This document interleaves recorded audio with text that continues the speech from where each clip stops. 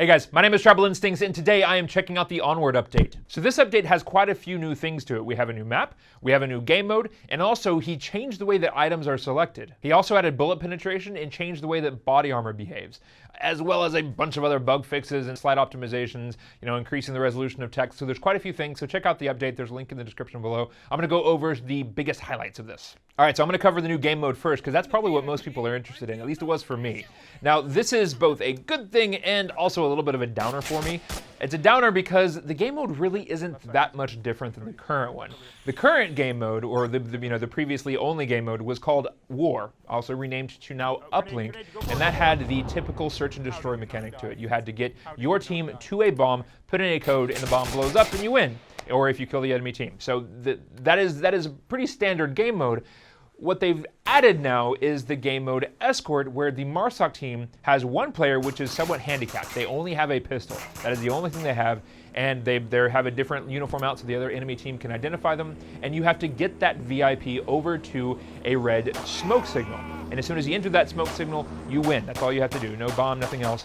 So you have a handicap, however, it's a little bit easier for you to get to the objective. So there's a little bit of balances there, but there's really, that's really the only difference to this. You still have A and B objectives. You still have to have the defending team split up their forces and guard each one, and then the attacking team has to go to one of those objectives. So really, there's not much of a game mode change here. It's just a slight modification that changes a little bit of the dynamic, but not a whole lot. So that's why, for me, it's a little bit of a downer, but still, I'm glad to see that they're adding new game modes. I just wish there was something else that was significantly different than what we have already. Everything else about this update, I love. The new map, this is the second biggest thing, is fantastic. It is large. It has a lot of different corners. It has a lot of different ways that you can move around. Previously, on all the maps, there was pretty much just like 3 courses. You can go middle, right, and left. This one, though, you can zigzag all throughout it. There's so many different ways for you to take cover, for you to hide. It really amps up the tactical need for this game, because you can't just like pick an angle, or you can't just attack from multiple sides, or you can't just defend in one direction. You have to watch every corner at all times. Now, that said, if they added a deathmatch type of mode, this map would be impossible. You'd be walking around for hours and you wouldn't see a single person. It is so hard to find somebody.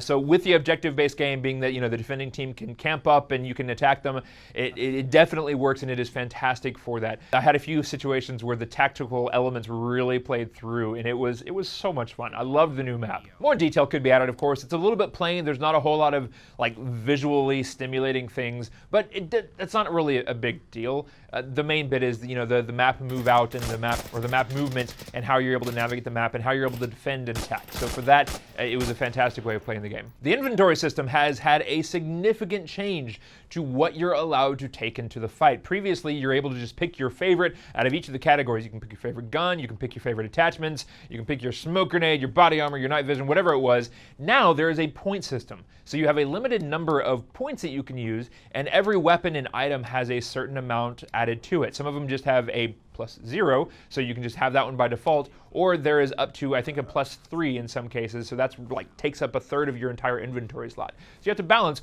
do you want the highest powered weapon with the best attachments, or do you want body armor or night vision? It really makes those nighttime maps really interesting in terms of how you want to spec out your gear, because those night vision goggles, those things are expensive, and it completely wrecks the rest of your planning for any of the other maps. I never felt like I was like completely gimped. At the same time, I wasn't just able to pick the best of everything, so it really changes how things are going.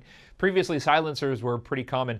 Now, I don't think I saw a single silencer being used in any of the games that I've played, so it's really interesting how that has taken an impact on the player's loadout, and it'll be really interesting to see how he takes this thing and moves it forward. I would love a progression system. I would love it. Give me the ability to maybe increase my total, my package by 1 or 2, or maybe let me reduce my health by, 50%, but get better gear. So I would love to see how that is manipulated, and how maybe we could have unlocks and other things in the future. That is probably still the only thing that I think this game is missing, is just that progression element. I love the ability to feel like I've gained something by putting in a stupid amount of hours into a game. Also in the tent section, you're now able to see a mini map of the view while you're dead. We all know that in Onward you spend a lot of time just in the tent, or at least I do. If you're amazing, maybe you've never seen the tent apart from just waiting for a game to start. For me, I spend quite a bit of time in that tent, and so it's really nice to be able to see a map, and you're able to see the green dots of where your players are, where your teammates are, and so it gives just something else for you to look at while you're sitting there instead of just watching the spectator cam.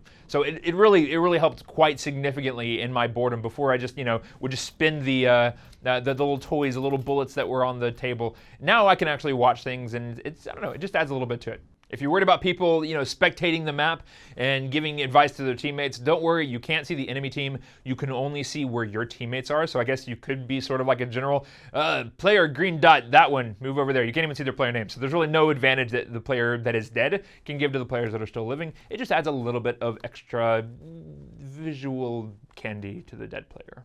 Last two things to call out that are really quick. Bullet penetration is now a thing. You can shoot through some of the walls, the ones that would make sense to be shot through, and also body armor. Previously, unless you had armor-piercing rounds, if you hit somebody in the chest with just a full metal jacket, your bullet would not do anything. It would just bounce off. The guy would not get hit. You had to get a headshot, or you had to hit one of the limbs for any damage to be taken.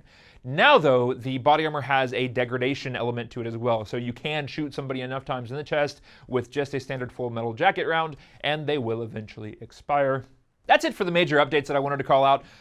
Great job once again to Dante, and it looks like he has now a team able to help him get these updates out. I can't wait to see where Onward goes. This is still one of my favorite games. Hover Junkers probably used to be my top one, but sadly that one died. Now Onward, though, it's just so much fun to play, and I love the changes, and I loved seeing where this is going. I would like to see more updates, maybe some faster paced action. Give me a little bit of deathmatch love, just to get me going whenever I don't want to go in and spend 15 minutes being dead. In the last video, I promised some keys whenever I do the climbing video.